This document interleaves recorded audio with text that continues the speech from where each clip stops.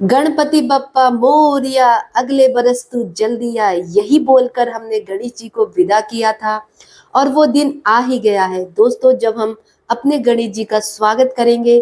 तो दोस्तों, आज की इस वीडियो में हम जानेंगे कि किस प्रकार हमें गणेश जी को घर में लाना चाहिए, उनकी पूजा के नियम क्या होते हैं और उनकी स्थापना करने के क्या नियम होते हैं। दोस्तों, गणेश उत्सव जो होता है वो पूरे 11 दिन तक चलता है। भाद्रपद मास की शुक्ल पक्ष चतुर्थी को गणेश जी की स्थापना की जाती है और अनंत चतुर्दशी के दिन गणेश जी को विसर्जन किया जाता है। तो देखिए, जब आप मूर्ति लाएं तो उसमें कुछ खास बातें आपको ध्यान में रखनी होगी, जो मैं आपको बता रही हूँ। सबसे पहली बात आपको ये है कि इको फ्रेंडली मूर्ति ही लेकर आनी चाहिए। जो हो सके तो आप अपने हाथों से स्वयं गणेश जी का निर्माण करिए। मिट्टी से पार्थिव गणेश बनाकर आप उनका निर्माण करिए। देखिए, हमारे जो शास्त्र में है वो पार्थिव यानी मिट्टी से बनी हुई मूर्तियों का ही पूजा करने का विधान बताया गया है। यहाँ पर देखिए, हमें पीओपी या किसी अन्य पदार्थ से बनी हुई मूर्तियों को हमें घर में नहीं लाना है। तो हमें इको फ्रेंडली मूर्ति को ही लाना है। और मूर्ति को अपने घर में लाते समय आप मूर्ति को अच्छी तरह से ढक ले, ढककर ही लाएं।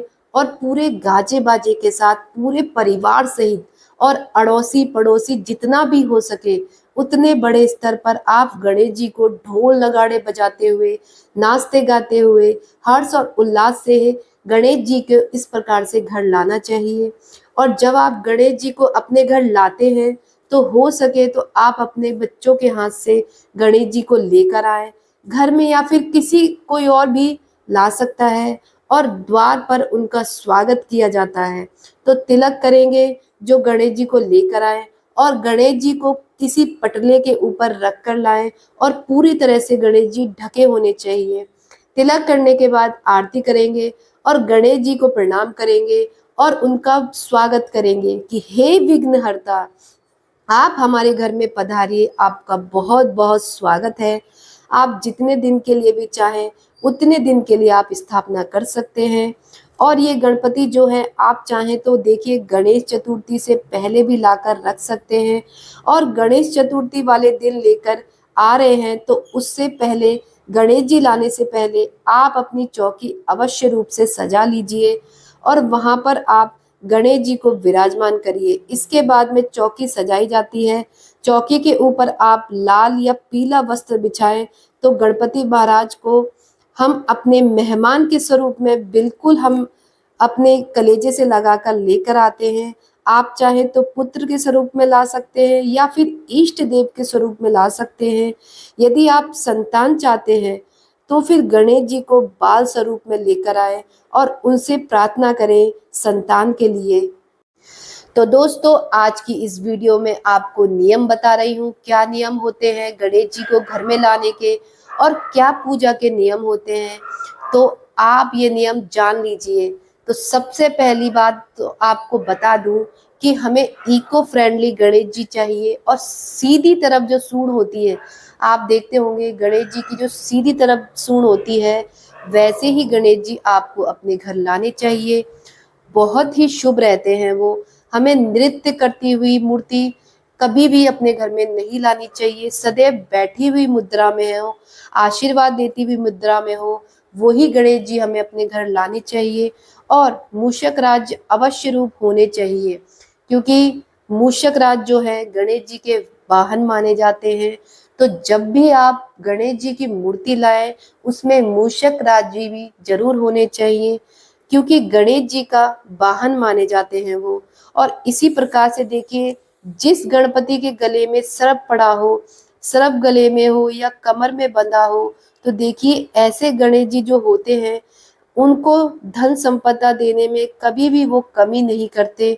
अगर आपको ऐसी मूर्ति मिल जाती है तो आप वो भी ला सकते हैं, नहीं तो जो भी मिल जाए वो आप लेकर आइए।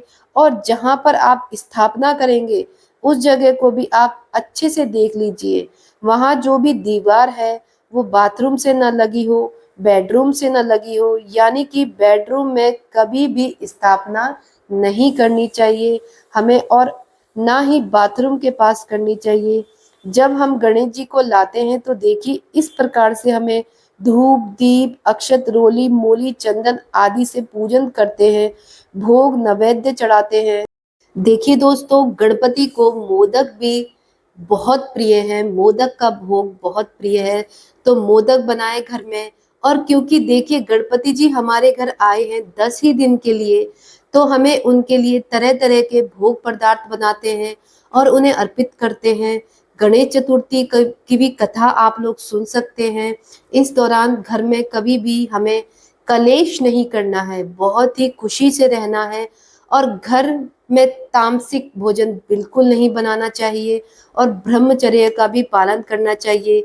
जब तक हम गणेश जी को अपने घर में विराजमान रखते हैं, और कम से कम हमें 2 समय भोग आरती अवश्य रूप से करनी चाहिए, 2 समय गणेश जी का पूजन करना चाहिए। बाकी तो आपकी श्रद्धा है, लेकिन सुबह और शाम 2 समय आरती पूजन अवश्य करना चाहिए। और आप अपने घर में सात्विक भोजन बनाएं। जब भी आप भोजन बनाते हैं तो सबसे पहले गणेश जी को भोग अवश्य लगाएं और फिर सभी परिवारजन को भोजन कराएं। गणेश जी की चौकी की स्थापना हमें उत्तर दिशा, पूरब दिशा या फिर पूरब उत्तर दिशा में हमको करनी चाहिए। इसके अलावा किसी दिशा में हमको गणेश जी की चौकी नहीं लगानी चाहिए। तो इस तरीके से हम गणेश जी का अपने घर में हमें लाना चाहिए और दोस्तों इस तरीके से उनकी स्थापना करनी चाहिए। इन्हीं सभी नियमों का पालन हम पूरी श्रद्धा के साथ करते हैं तो गणपति बप्पा हमारी सभी मनोकामनाएं पूरी करते हैं। तो दोस्तों, वीडियो अच्छा लगा हो तो वीडियो को लाइक कर देना, चैनल को सब्सक्राइब करें। मिलते हैं अगली वीडियो में, तब तक के लिए श्री गणेशाय नमः।